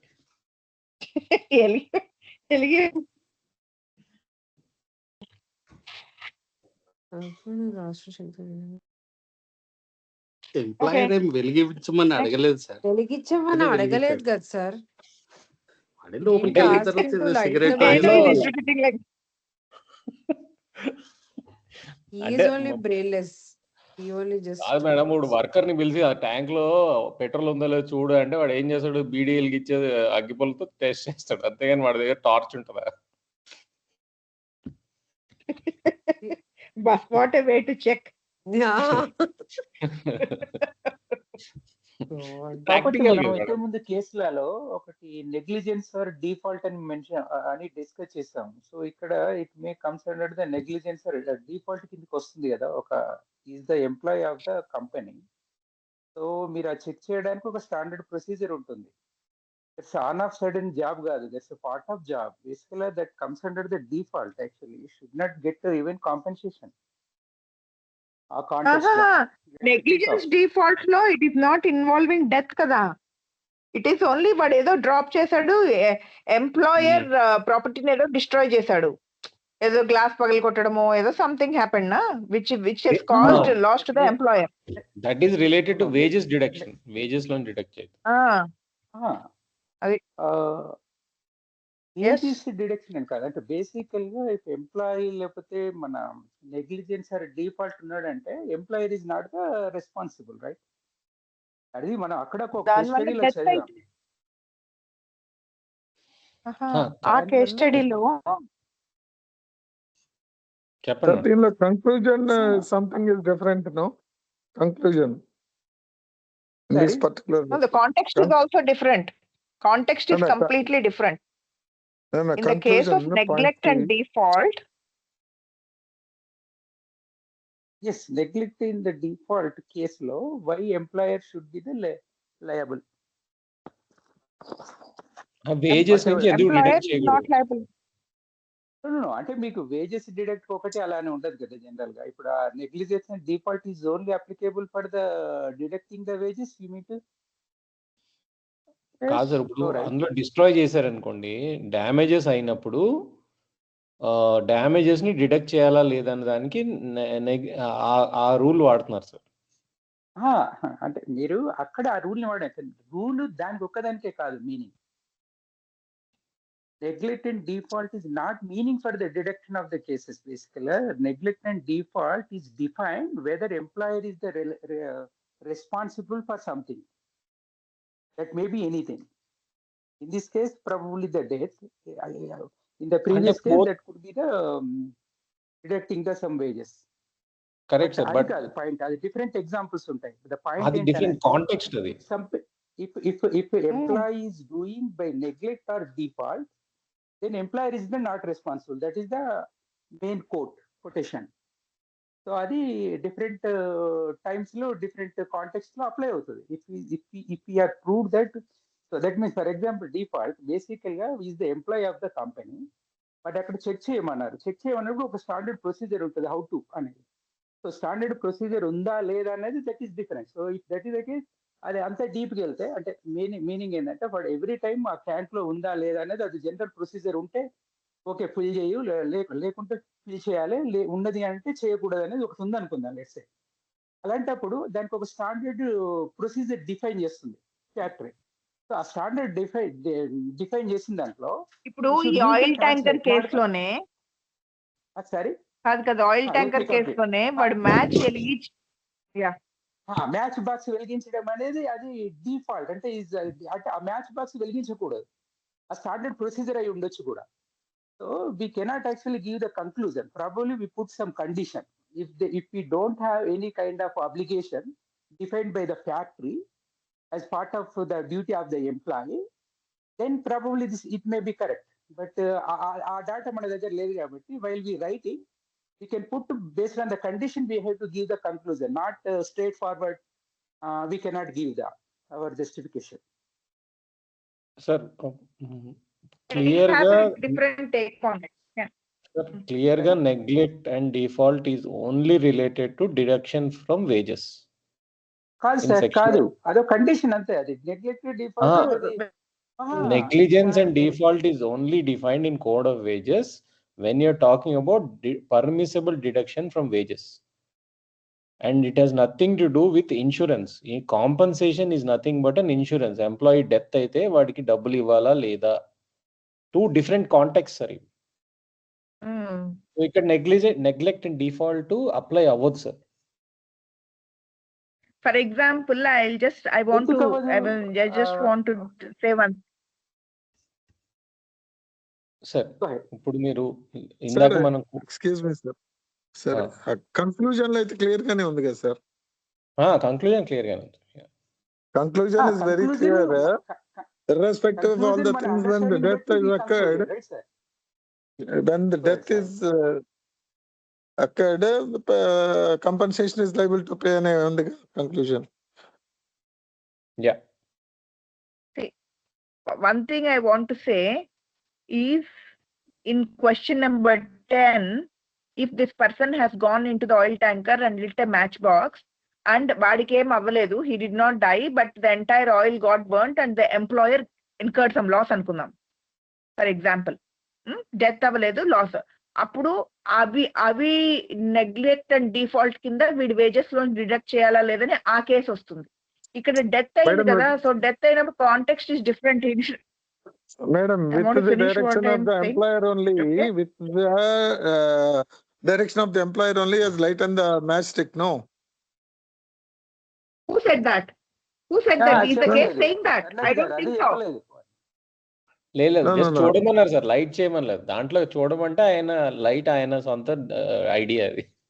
Okay, with his own idea, he is okay. In such a case, argument ఏంటంటే అది నెగ్లిజెన్స్ కదా అంటారు వేణు సార్. మేడం ఏమంటారంటే అది అప్లై కాదు, ఇది కాంపన్సేషన్ కదా అంటారు. అతను చనిపోయాడో చనిపోలేదో, ముందు ఆయిల్ అయితే మొత్తం డ్యామేజ్ అయిపోయింది కదా, దానికి compensation to deduct from his salary or not అనేది మేడం అనే సార్ అంటారు, వేణు సార్ అంటారు. Madam is always for labor. We are supposed to work for that only. In this case, if the labor did not die, the case would have been a different thing. Antuna, and if labor chanipokunda, oil matram destroy, it has caused a loss to the employer, then the employer would have sued, saying that neglect and default valna itla loss ayindi kabatti vaadi wages lonchi nenu deduct cheyochu ani cheppevadu. Case would have been different. Ikkada employee chanipoyadu kabatti the employee is claiming for compensation, which the employer is liable to pay because it is in the course of employment. And negligence doesn't come in one of the 3 principles. That's all. Yes. Only adding to that, Venu sir, ఆయన ఏమంటున్నారంటే what happens ఇప్పుడు, సరే ఆయన చచ్చిపోయాడు, compensation ఇస్తున్నావు, ఇప్పుడు నా petrol tanker తగలబడిపోయింది ఆడి మూలన, దాని నెగ్లిజెన్స్ ఎవరు డబ్బులు ఇస్తాడు అని. అక్కడ డెత్ అనేది తర్వాత విషయం, కానీ వాడు డిఫాల్ట్ వాడి డ్యూటీ సరిగ్గా చేయలేదు, వాడు అది సార్ కోపం. మీరు అదే అంతేనా సార్? చనిపోయాడు కాబట్టి కాంపెన్సేషన్ అనేది డిఫరెంట్ బేసికల్ గా. ఇక్కడ ఇన్సూరెన్స్ అన్నారా సార్, ఎంప్లాయర్ అన్నాడా బేసికల్ క్వశ్చన్? సారీ, మీరు ఇన్సూరెన్స్ అంటున్నారు. Insurance compensation sir, it is about compensation. Compensation by the employer, right? Liable for compensation sir, only compensation గురించి అడిగారు. Employer compensation by whom? Whether employer is the employer, right? Whether employer is liable for compensation is the question. Yeah, liable for compensation. Why should he give? That is the point actually.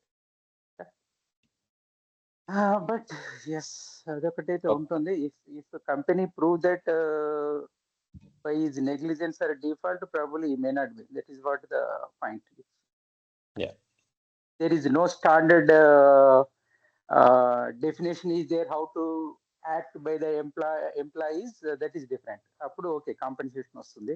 Standard గా మనకు అలా ఉంది, ఎలా verify చేయాలి, ఉందా లేదా, lighter వాడాలి లేకపోతే పవర్ వేయాలి అన్నది లా క్లియర్లీ చెప్తోంది కదా. All this will not come into consideration. Wilful disobedience of safety instruction అది ప్రూవ్ చేయగలిగితేనే కాంపెన్సేషన్ ఇవ్వకోకుండా తప్పించుకోగలుగుతాడు. ఇంటాక్సికేషన్ అని ప్రూవ్ చేయగలిగితే తప్పించుకోగలుగుతాడు. క్రిమినల్ ఇంటెంట్ ఉందంటే ఈ 3 లేకోకుండా వేరే పారామీటర్ ఏదైనా he cannot escape.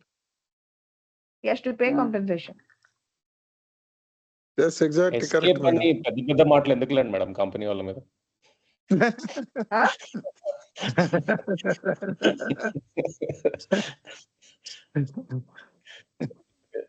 Okay madam, anyway మీరు అట్లీస్ట్ 50% కంప్లీట్ చేస్తాం అబ్బా. ఇంకోటి క్వశ్చన్ ఎనీవే మనకి కొంచెం నైస్ కాన్వర్జేషన్స్ అవుతున్నాయి కాబట్టి 22 లో 11 అన్నా చదివితే రేపు 11 కంప్లీట్ చేయొచ్చు. రేపు 11 చేసుకుందాం, మిగతా 11. Ma'am, will you do the honours of the 11 or should I? I will do. I will finish it. Yeah. Um, A worker employed in factory died by accident while in service before completion of 2 years of his employment. Before completing 2 years of his employment, he died by an accident while in service. His widow claimed gratuity from the employer. The employer refused to pay the same on the ground that the employee has died before completion of 5 years of continuous service. Decide whether gratuity is payable. So ఇక్కడ question ఏంటంటే 5 years continuous service చేయలేదు కాబట్టి నేను gratuity pay చేయను అన్నాడు employer. The employee spouse saying that no, I need the gratuity to be paid అని. So what is the issue? Whether gratuity is payable in case of death of employee during service. He is already in service even if the employee has not completed 5 years. Still in service but he has not completed 5 years. Is the gratuity payable? Rule provision. Section 4(1) Payment of Gratuity Act 1972. Gratuity is payable after completion of 5 years of continuous service అని section 4(1) చెప్తుంది. Proviso, దానికి ఒక proviso కూడా రాసుకున్నారు section 4(1). The 5-year condition is waived in cases of death or disablement. Death గానీ disablement గానీ, but I don't know whether this is permanent disablement, maybe permanent disablement. We'll come to it later. But death గానీ disablement గానీ అవుతే there is a proviso on 4(1). Exception, proviso is exception. 5-year condition ని waive చేయొచ్చు.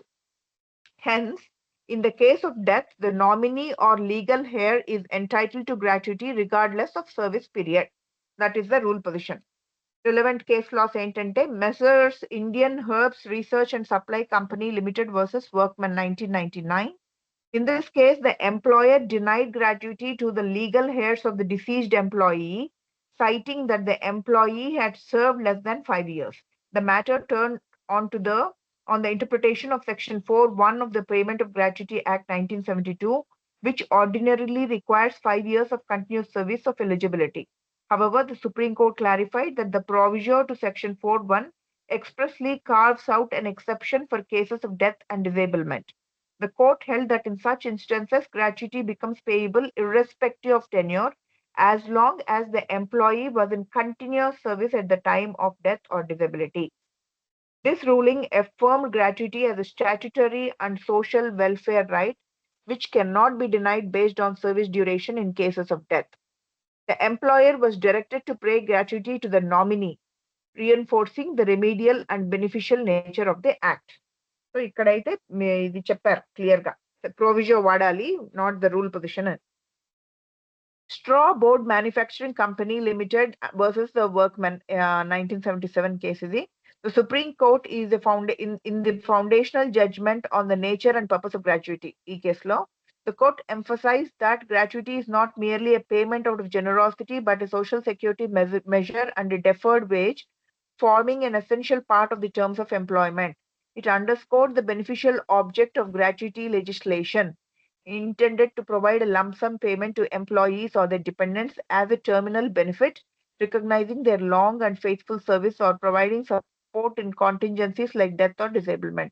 This ruling reinforces the broad jurisprudential basis for interpreting the Payment of Gratuity Act liberally. So this is interpretation of the Act. Interpreting liberally to achieve its welfare objectives, thereby supporting the waiver of conditions like minimum service in case of death as provided by the Act's provisos. So both cases are pretty straightforward. In both cases, death has occurred and therefore they said the judgment that though the rule for Section 4(1) says 5 years of continuous service, the proviso says in case of death or disablement, this 5 years rule can be amended and can be not followed. So in case of death, it need not be followed. What is the application? The worker died during employment and therefore a 5-year requirement does not apply as confirmed in Indian Indian Herbs. That is the case as confirmed in Indian Herbs. The widow Indian Herbs research. Indian Herbs, the widow is entitled to gratuity as the claim is protected by the proviso to Section 4.1. The Supreme Court in Straw Board Manufacturing Company Limited has also firmly established the principle that gratuity legislation is a social security measure intended for the benefit of workers and their dependents. The employer's refusal to is legally incorrect and contrary to the welfare spirit and explicit provisions of the statute. So this is what it said. So in this case, gratuity is payable to the widow under the Payment of Gratuity Act 1975. The 5-year service condition is waived in case of death, and the employer is statutorily bound to release the amount. The widow may approach the controlling authority under Section 7 for enforcement of this rule of the provision. Very good cases actually, Venugaru. Yeah, thank you, ma'am. I think cases searched and time pattindi. But Obviously. what I was telling in the previous sessions also, the highest form of authority is the Supreme Court. So in future also, whenever we are drafting any cases for the government, or fighting against the government or anybody, it's always good to quote the Supreme Court cases. So నాకు ఒక senior lawyer గారు చెప్పారు, so which I really like the advice. So he said always మీరు ఇప్పటి నుంచే supreme court cases చదువుకుంటే that becomes very natural to you when you're talking or when you're drafting cases and writing about those cases. So this was an effort to చాలా supreme court cases ఎతికి land mark cases కొన్ని old అయినా మనం పెట్టాం ఇందులో. That is good, but what I always wonder is how could you write the case? చాటభారతం ఉంటుంది ఆ case చదువుతుంటే. How did you write it? ఇవన్నీ ఏంటంటే మనము we took one professor's help. So ఆ మేడం చేశారు. So actually we paid her and then she changed all the cases and I said only Supreme Court relevant cases చేయండి అంటే that's why her notes late అయింది, because she was doing all that job. Wonderful. Nice. Obviously good. Cool. Okay, madam. Good. So tomorrow we'll start. So madam, ఈ question లో last question లో I just want to add here, ఇక్కడ gratuity వచ్చేసి అంటే within 5 years అన్నా కూడా if there is a death of employee అని అంటే then the period of service is calculated till retirement ages assumed as he worked there as 58 years అన్నట్టుగా. That helps us in calculation of gratuity only, not related here. Just for no, but yeah, important to remember. So good one, sir. Under payment of gratuity, which section మీరు కొంచెం WhatsApp లో పెడతారా? అది that's a good point. Calculation sir, అంతే. అది క్యాల్కులేషనే death కి ఎక్కడో రాసి ఉంటారు కదా మన సెక్షన్ లో, that full payment of gratuity act 1972 లో చూసుకోవాలి. అది ఇప్పుడు last drawn salary 15/26 number of years మనం నేర్చుకున్నాం కదా. ఆ నెంబర్ ఆఫ్ ఇయర్స్ లోనే if it is death it is assumed as, అంటే జాయిన్ అయినప్పటి నుంచి హిస్ రిటైర్మెంట్ ఏజ్ 58 years కదా. అది that is the practical experience which I know. Okay, that's nice. Okay, good. Interesting conversation. I think a lot of people have joined, and thanks everybody for participating. Sorry, Pawan sir, tomorrow we'll make you read some questions. Emanukokandi. Yeah, no problem, sir. Thank you, Venu garu, Harnath garu. It was amazing. Good that you're bringing different perspectives, sir. And everybody else. As usual, Nirmala madam garni పొగడాల్సిన అవసరం లేదు.